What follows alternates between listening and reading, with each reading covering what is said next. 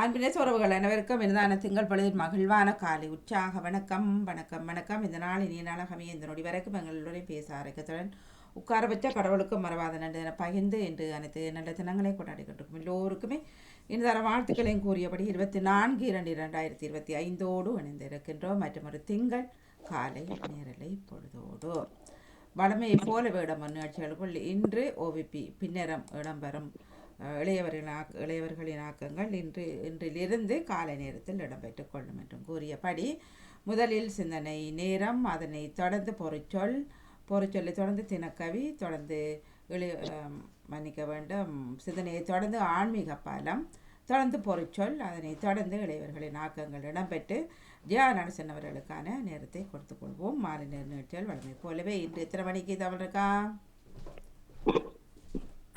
மாலை 5 மணிக்கு வாங்க. இல்ல 5:30 5க்கு தனி அவர்கள் ரோவிப்பு செய்யறது. 5:30 அபிராமி நிகழ்விலிருந்து ஆரம்பித்துக் கொள்ளும். ஓ நன்றி வணக்கம். சிந்தனை நேரம் தொகுப்போடு தவமலரக்கா வணக்கம் வாருங்கள். உற்சாக வணக்கம் வாணி. காலை 3 சிந்தனை நேர ஆரம்பிப்போம். முதலாவது சிந்தனையை தவிர டேவிட் அவர்கள் வாருங்கள்.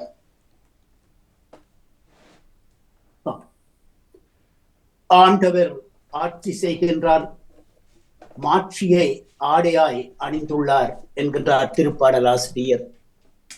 பிதாச்சுதன் தூயாவியின் பேராலே ஆமென். காலை வணக்கம் சகோதரி திருமதி கலைவாணி மோகன் அவர்களே. இன்றைய நாளை நிறைப்படுத்தும் அன்பு தங்கை திருமதி கல்விராஜன் தவமல்லர் அவர்களே வணக்கம். இருக்கின்றீர்களா? உற்சாகமாக இருக்கிறேன். நன்றி. நீங்கள்? நான் நலமாக இருக்கின்றேன், நன்றிகள். உங்கள் குடும்ப நல உற்சாகத்திற்காக இறைவரை பிரார்த்தித்து பாம்புக உறவுகளுக்கு காலை வணக்கம் கூறி கிறிஸ்தவ நற்சிந்தனை வழங்குபவர் பிரான்சில் இருந்து டேவிட். கிறிஸ்தவ நற்சிந்தனை தொடரன் 1796 ஆண்டின் பொதுக்காலம் 7ஆம் வாரம் என்று திங்கள் தினமுமாகும். இன்று திரு அவை புனித செசாரியாஸ் அவர்களை நினைவு கூறுகின்றது. அன்பான உறவுகளை எம்மை படைத்த பாமரனை நாம் புகழ்ந்து பாடுவோம். தேவனுக்கே மகிமை, தெய்வத்திற்கே மகிமை, தேடி வந்து மீட்டவரே தினமுமக்கே மகிமை. வாழ்க வாழ்க உம் நாமம் வாழ்க, ஐயா வாழ்க வாழ்க உம் நாமம் வாழ்க.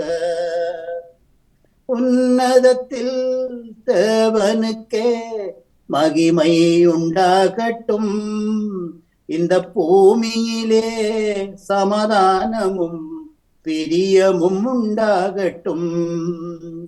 உன்னதத்தில் தேவனுக்கே மகிமை உண்டாகட்டும், இந்த பூமியிலே சமாதானமும் பிரியமும் உண்டாகட்டும்.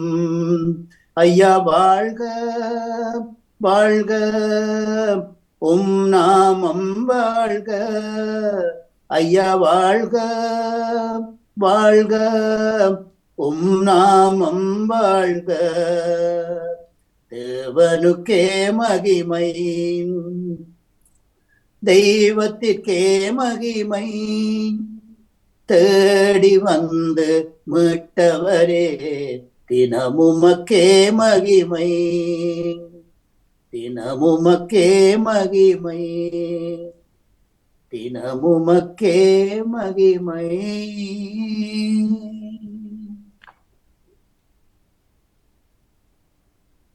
வாழ்த்துளியாக அல்லேலூயா அல்லேலூயா. இயேசு கிறிஸ்து சாவை அழித்து அழியா வாழ்வை நற்செய்தியின் வழியாக ஒளிரச் செய்தார். அல்லேலூயா அல்லேலூயா அல்லேலூயா. இயேசு கிறிஸ்து சாவை அழித்து அழியா வாழ்வை நற்செய்தியின் வழியாக ஒளிரச் செய்தார். அல்லேலூயா. இன்றைய நற்செய்தியாக புனித மாற்கு எழுதிய நற்செய்தியிலிருந்து வாசகம். அதிகாரம் 9, இறை வார்த்தைகள் 14 - 29 வரை. மன்னிக்கவும், இன்றைய நாள் நற்செய்தி கொஞ்சம் துரித பெரிசாக உள்ளது. ஆகவே தருகின்றேன், பொறுமையுடன் கேட்டுக்கொள்ளுங்கள். அக்காலத்தில் அவர்கள் சீடரிடம் திரும்பி வந்தபோது பெரும் கூட்டம் ஒன்று அவர்களை சூழ்ந்திருந்தது. மறைநூல் அறிஞர் அவர்களுடன் வாதாடுவதை கண்டனர். மக்கள் அனைவரும் அவரை கண்டவுடனே திடுக்கிட்டு ஓடி வந்து வணக்கம் செய்தனர். இயேசு அவர்களை நோக்கி எதை பற்றி வாதாடுகிறீர்கள் என்று அவர்களை கேட்டார். கூட்டத்தில் இருந்த ஒருவன் மறுமொழியாக, போதகரே, ஊமை பேய் பிடித்த என் மகனை உம்மிடம் கொண்டு வந்தேன். அது எங்கே அவனை ஆட்கொள்ளுகின்றதோ அங்கே அவனை கீழே தள்ளுகின்றது. அவன் நுரை தள்ளி பல்லை கடித்து விரட்டு போகின்றான்.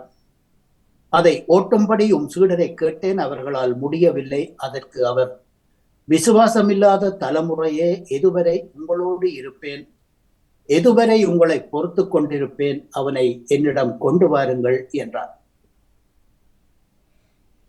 அவனை அவரிடம் கொண்டு வந்தனர். இயேசுவை கண்டதும் பேய் அவனை அலைக்கழிக்க அவன் தரையில் விழுந்து நுரை தள்ளி கொண்டு புரண்டான். இயேசு இது இவனுக்கு உண்டாகி எவ்வளவு காலமாகிறது என்று அவனுடைய தகப்பனை கேட்க, அவன் சிறு வயதில் இருந்தே இப்படித்தான், இவனை தொலைக்க அந்த பேய் அடிக்கடி நீரிலும் நெருப்பிலும் தள்ளி இருக்கிறது. உம்மால் ஏதாவது செய்யக்கூடுமானால் எங்கள் மேல் மனமிறங்கி உதவி புரியும் என்றான். இயேசு அவனை நோக்கி, கூடுமானாலா?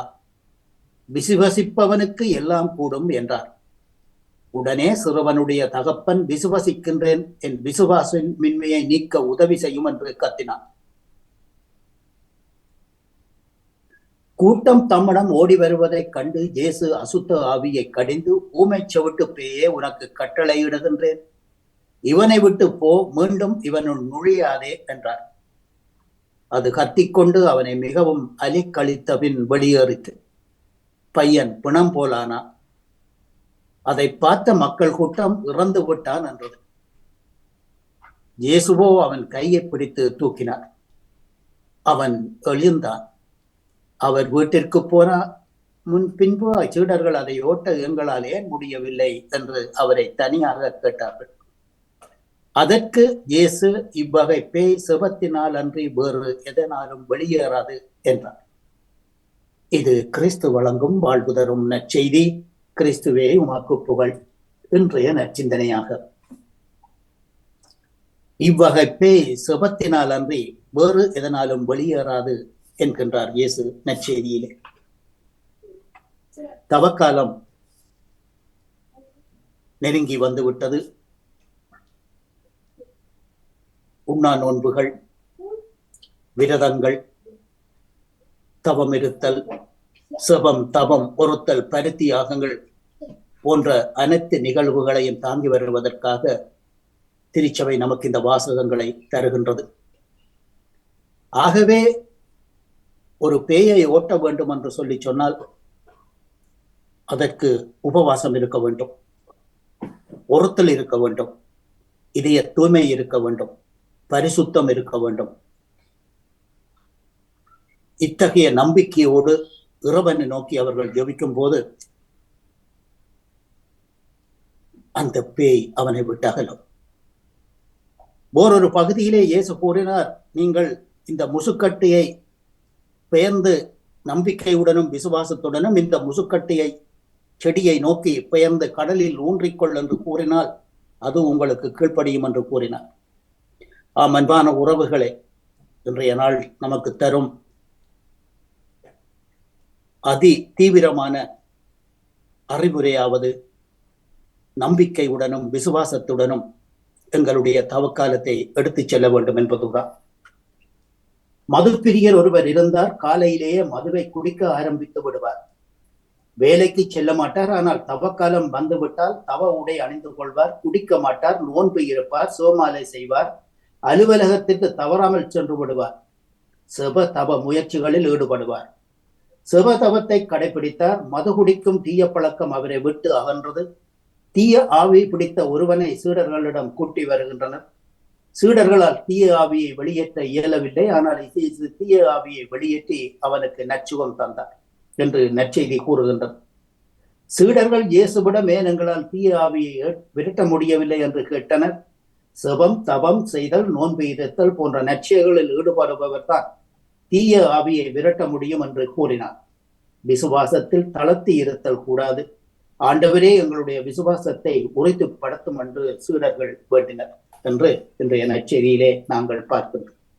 ஆகவே அன்பான உறவுகளே, தொடர்ந்து இந்த பணியிலே நாங்கள் ஈடுபட எங்களுடைய விசுவாசத்தை அதிகரிப்போம். பிறருக்கு முன்மாதிரியாக நாம் நடப்போம். இறைவனின் வார்த்தையை எடுத்துச் செல்லுவோம். அதனால் வரக்கூடிய அந்த பெரிய அற்புதமான கொடையை, இறைக்கொடையை நாம் பெற்றுக்கொள்வோம். இந்நச்சிந்தனையில் இணைந்திருந்த அனைத்து பாமுக உறவுகளுக்கும் இந்நாளிலே இறைவன் நிறையாசி வழங்க வேண்டி எல்லோருக்கும் பொதுவான இறைவனை பிரார்த்தித்து விடப்படும் இன்றைய நாள் நிகழ்ச்சிகள் அனைத்தும் இனிதே நடைபெற வாழ்த்துக்கள் கூறி, அதாவது நமக்கு ஆன்மீக பாலம் தரும் திரு ராமநாதன் குருக்கள் ஐயா அவர்களுக்கும் எனது காலை வணக்கத்தையும் வாழ்த்துக்களையும் அன்போடு தெரிவித்துக் கொண்டு விடைபெறுகின்றேன். அன்பு தங்கையே திருமதி கலைவாணி, மன்னிக்கவும், திருமதி தவமலர் கல்விராஜன் அவர்களே, மீண்டுமாக நாளைய தினம் உங்களுடன் சந்திக்கும் வரை தமிழ் மண்வள கலைகள் ஊக்குவிப்பு மாதத்தில் நன்றி, வணக்கம் தங்கையே. நாளைய தினம் சந்திப்போம். நன்றி. நன்றி டேவிட் அவர்களே, உங்கள் சிந்தனைக்கு நிறைந்த வாழ்த்துக்கள். அந்த பாலன் அவர்கள் உங்கள் சிந்தனையை தாருங்கள். இனிமையான காலை வணக்கம் அன்பான சகோதரி திருமதி தவமலர் கல்விராஜன். அப்படி நலமாக உற்சாகமா இருக்கிறீங்களா? உற்சாகமாக இருக்கிறேன். நீங்கள்? நாங்களும் அதே உற்சாகத்தோடு நிலத்தோடு இருக்கிறோம். நன்றி சகோதரி. அப்படியே முதற்கணித்த நாளை காண தந்த இயேசுராஜனுக்கு இருதயத்தின் ஆழத்திலிருந்து கோடான கோடி நன்றிகளை சொல்லிக்கொண்டு, எங்கள் பாமத்தின் அதிபர் எங்கள் அன்பு சகோதரர் திருவாளர் நடாமோகன் குடும்பத்தினரையும் மற்றும் பாமத்தில் கலந்து சிறப்பிக்கின்ற அனைத்து குடும்ப உறவுகளையும் மற்ற எல்லோரையும் இயேசுப்பதாமை நீங்கள் நிறைவாக என்றென்றும் ஆசீர்வதித்து ஜபிக்கிறேன். அத்தனை எடுத்துக்கொண்டு சகோதரி கண்டலிருந்து வேலுப்பிள்ளை பாலன் கிறிஸ்தவ தொலைலக்கம் சகோதரி 460 சொல்லிக்கொண்டு வளமை போல புதிய ஏற்பாட்டில் புனித லூக்காளுங்க சுவிசேஷம் 4ஆம் அதிகாரம் இறை வார்த்தைகள் 33-44 முடியும். புதிய ஏற்பாட்டில் 83வது பக்கம். இயேசுவினுடைய பரிசுத்தம் உள்ள நாமத்துக்கு சோத்திரம். ஜெப ஆலயத்திலே அசுத்த ஆவி பிடித்திருந்த ஒரு மனுஷன் இருந்தான். அவன், ஐயோ நசரனாகிய இயேசுவே, எங்களுக்கும் உமக்கும் என்ன? எங்களை கெடுக்கவா வந்தீர்? உம்மை இன்னார் என்று அறிவேன். நீர் தேவனுடைய பரிசுத்தர் என்று உரத்த சத்தமிட்டான். அதற்கு இயேசு, நீ பேசாமல் இவனை விட்டு புறப்பட்டு போ என்று அதை அதட்டினார். அப்பொழுது பிசாசு அவனை ஜனங்களின் நடுவே விழ தள்ளி அவனுக்கு ஒரு சேதமும் செய்யாமல் அவனை விட்டு போய்விட்டது. எல்லாரும் ஆச்சரியப்பட்டு, இது என்ன வார்த்தையோ? அதிகாரத்தோடும் வல்லமையோடும் அசுத்த ஆவிகளுக்கும் கட்டளையிடுகிறார், அவைகள் புறப்பட்டு போகிறது என்று ஒருவரொருவர் பேசிக் கொண்டார்கள். அவருடைய கீர்த்தி சுற்றிலும் இருந்த நாடுகளில் உள்ள இடங்களிலெல்லாம் பிரசித்தமாயிற்று. பின்பு அவர் ஜெப ஆலயத்தை விட்டு புறப்பட்டு சீமோன் வீட்டில் பிரவேசித்தார். சீமோனுடைய மாமி கடும் ஜுரமாய் கிடந்தால் அவளுக்காக இயேசுவை வேண்டிக் கொண்டார்கள். இயேசு அவரிடத்தில் குனிந்து நின்று ஜுரம் நீங்கும்படி கட்டளையிட்டார். அது அவளை விட்டு நீங்கிற்று. உடனே அவள் எழுந்திருந்து அவர்களுக்கு பணிவிடை செய்தாள். சூரியன் அஸ்தமித்த போது ஜனங்கள் எல்லாரும் தங்களுக்குள்ளே பல பல வியாதிகளால் வருத்தப்பட்டவர்களை இயேசுவிடத்தில் கொண்டு வந்தார்கள். அவர்கள் ஒவ்வொருவர் மேலும் இயேசு தம்முடைய கைகளை வைத்து அவர்களை சுகமாக்கினார். பிசாசுகளும் நீர் தேவனுடைய குமாரனாகிய கிறிஸ்து என்று சத்தமிட்டு அநேகரை விட்டு புறப்பட்டது. அவரை கிறிஸ்து என்று பிசாசுகள் அறிந்திருந்தபடியால் அவர் அவர்களை பேச விட்டாமல் அதட்டினார். உதயமான போது அவர் புறப்பட்டு வனாந்தரமான ஓரிடத்திற்கு போனார். திரளான ஜனங்கள் அவரை தேடி அவரிடத்தில் வந்து தங்களை விட்டு போகாதபடிக்கு இயேசுவை நிறுத்தி கொண்டார்கள். இயேசுவோ அவர்களை நோக்கி, நான் மற்ற ஊர்களிலும் தேவனுடைய ராஜ்யத்தை குறித்து பிரசங்கிக்க வேண்டும், இதற்காகவே அனுப்பப்பட்டேன் என்றார். இதற்காகவே அனுப்பப்பட்டேன் என்றார். அந்தபடியே கலிலேயா நாட்டில் உள்ள ஜெப ஆலயங்களில் பிரசங்கம் பண்ணி கொண்டு வந்தார். நாளை சௌரி 5ஆம் அதிகாரம் தொடர்பு சொல்லிக்கொண்டு தகப்பனே தகப்பனே ஜேசுராஜனே மீண்டும் ஒரு புதிய நாளை தகுதிக்காக உங்களுக்கு கோடான கோடி நன்றி ராஜா. எல்லோரும் உங்களுக்கு பிள்ளைகள் ராஜா, எல்லோருக்கும் ரட்சிப்பை அனுப்பி ஆசீர்வதிங்க, வழிநடத்துங்க, பாதுகாத்துக் கொள்ளுங்க. அதுக்காக ஜேசுராஜனுக்கு நன்றி செலுத்துகிறோம் தகப்பனே. மற்றும் உங்களது பிள்ளைகள் பிரியாண மார்க்கமாக எந்தெந்த வாகனங்களில் வழியில் சென்று கொண்டிருக்கிறார்களோ, செல்லவிருக்கின்றார்களோ, மற்றும் எந்தெந்த இடங்களில் இருக்கின்றார்களோ எல்லா இடங்களிலும் உங்களோட சமூகம் கூடவே இருந்து ஒவ்வொருவரையும் வேலி அடைத்து பாதுகாப்பான ஜபிக்கிறேன் ராஜா. ஒருவருக்கு கூட பிறர் மூலம் எந்த விதமான பிரச்சனைகளோ ஆபத்துக்களோ எந்த கொள்ளை நோய்களோ ஏற்படாத தகப்பனே, நீங்கள் ஒவ்வொருவரையும் பேர் பேராக வேலி அடைத்து நீங்கள் பாதுகாப்பாக எடுத்தபடி ஜபிக்கிறேன் ராஜா. அப்படி ஏற்றினால் நீங்கள் பார்த்து வர்றமைக்காகவும் இந்த நாளில் பாதுகாப்பாக வழிநடத்திக் கொண்டிருப்பதற்காக ஜேசுராஜனுக்கு மீண்டும் ஒரு முறை கோடி அனுப்பியிருக்கிறேன் தகப்பனே. மற்றும் அனைத்து சிறுவர்கள் சிறுமியர்களுக்கும் நிறைந்த ஞானத்தையும் பாதுகாப்பின் கரங்களோட அனுமதியாலும் கூடவே இருந்து பாதுகாப்பாகவும் எடுத்தபடி ஜபிக்கிறேன் ராஜா தகப்பனே.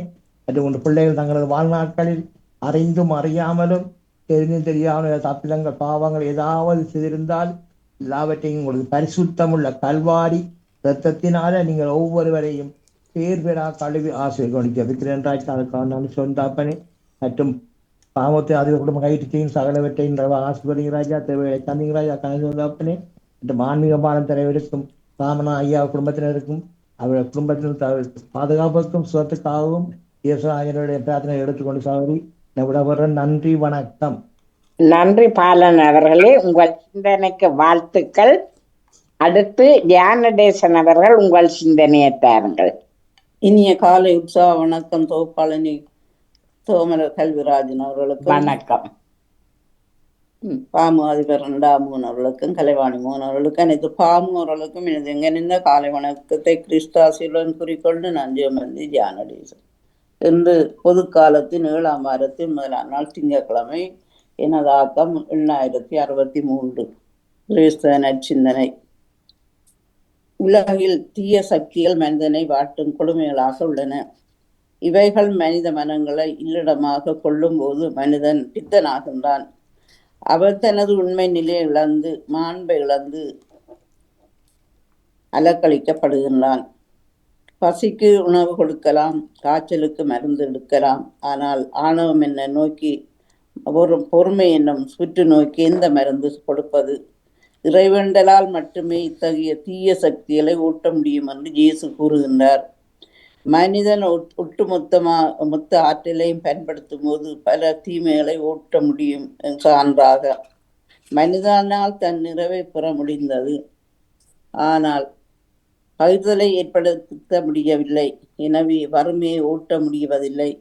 எல்லோருக்கும் உணவளிக்கும் அளவு உற்பத்தியிலிருந்தும் இன்று உணவின்றி சாவு நடப்பதின் வறுமை இருப்பதின் மனிதனது தன்னலம், அவனது அலட்சியம், அவனது கடின இதயம் இவைகளை இதற்கு காரணம். இவை மறைந்து நல்ல உளம்பெறவே இயேசு மனம் மாறுங்கள், விடைவிடாமல் ஜெபியுங்கள், காலை மாலை நினைக்கின்ற நீரெல்லாம் விழித்திருங்கள் என்றார்.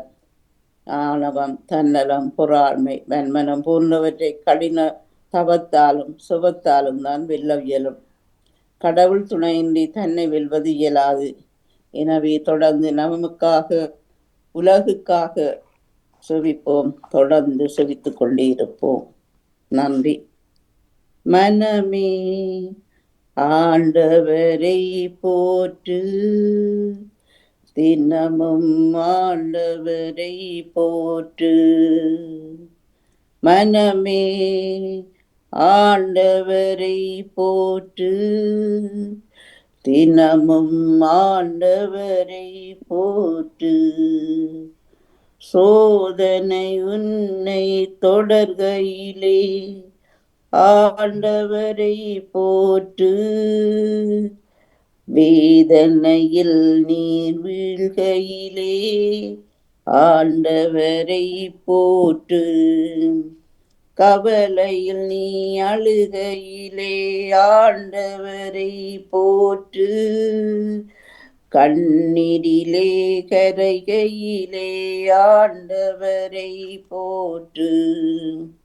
மனமே ஆண்டவரை போற்று. தினமும் ஆண்டவரை போற்று. நன்றி திருமதி தௌமல் கல்விராஜன் அவர்களே. நன்றி ஜானடேசன் அவர்களே, உங்கள் சிந்தனைக்கு நிறைந்த வாழ்த்துக்கள். அடுத்து ராஜினி அல்போன்ஸ் அவர்கள் உங்கள் சிந்தனையை தாருங்கள். வாணியவர்களுக்கும் உலகம் அனைவருக்கும் வணக்கம்.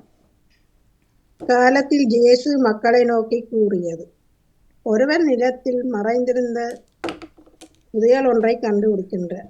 அவர் அதை மூடி மறைத்து விட்டு மகிழ்ச்சியுடன் போய் தமக்குள்ள யாவற்றையும் விற்று அந்த நிலத்தை வாங்கி கொள்கின்றார். முன்னரசு இப்புதையலுக்கு ஒப்பாகும். வணிகன் ஒருவன் தன் முத்துக்களை தேடிச் செல்கின்றார். விலை உயர்ந்த ஒரு முத்தை கண்டவுடன் அவர் போய் தமக்குள் யாவற்றையும் விட்டு அதை வாங்கி கொள்கின்றார். விண்ணரசு அந்நிகழ்ச்சிக்கு ஒப்பாகும்.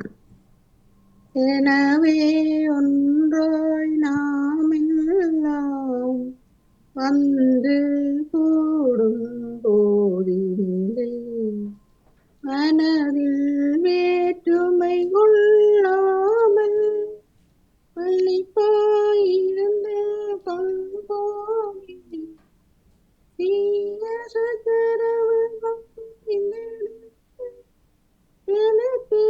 எல்லாம் போயொழிக நமது மத்தியில் நம் இறைவன்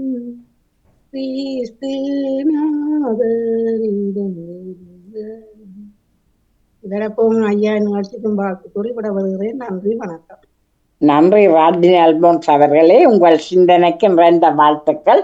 அடுத்து நேவிஸ் பிலிப்ஸ் அவர்கள் உங்கள் சிந்தனையை தாருங்கள். இனிய காலை உற்சாக வணக்கம் திருமதி தவமல கல்விராஜன் அவர்களே. வணக்கம். வணக்கம். உற்சாகமாக மகிழ்வாக இருக்க வேண்டும். திருமதி நடாப்பன் வாணிமுகன் அவர்களுக்கும் பாமுக உறவுகள் அனைவருக்கும் என்னுடைய அன்பான காலை வணக்கம். பாமுக இன்றைய நற்சிந்தனை தொடர் 1608 அமைதியான இந்த நாளை எங்களுக்கு தந்த இறைவனை வாழ்த்தி போற்றி வணங்கி கொண்டு இன்றைய நற்செய்தியின் சிந்தனையாக நம்புகின்றவர்களுக்கு எல்லாம் நிகழும் என்கின்றார் இயேசு. எந்த சூழ்நிலையும் மாறும் தன்மையுடையது. நம்பிக்கையை மட்டும் மனதில் விதைத்தால் நல்ல எதிர்காலம் தளிர்விடும். இன்றைய நற்செய்தி நம் இறை நம்பிக்கைக்கு வலுவூட்டும் விதமாக அமைந்திருக்கின்றது. தீய ஆவி பிடித்திருந்த சிறுவனை குணமாக்க இயேசுவின் சீடர்கள் முயல்கின்றார்கள். ஆனால் அவர்களால் முடியவில்லை. சிறுவனின் தந்தை இயேசுவை அணுக ஆழ்ந்த நம்பிக்கையோடு செயல்பட்டால் ஆகாதது ஒன்றுமில்லை என இயேசு பதில் கூறுகின்றார். நம் வாழ்வில் கூட கடவுள் நம்பிக்கையை தளர்வடைய செய்யும் பல நிகழ்வுகள் குறுக்கிடும்.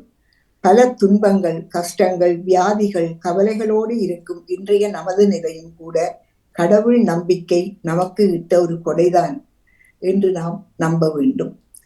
நம்பிக்கை என்பது கடவுளால் எல்லாம் கூடும் என்று உறுதியாக இருப்பது. நம்பிக்கை இன்மை என்பது கடவுளின் வல்லமை குறித்து ஐயப்படுவது. நம்பிக்கையோடு கடவுளை அணுகுவோரின் வேண்டுதல் கேட்கப்படும் என்பதை நாம் சரியாக புரிந்து கொள்ள வேண்டும். இறை வேண்டல் என்பது நம் உள்ளத்தில் ஒரு மாற்றத்தை கொணர்கின்றது.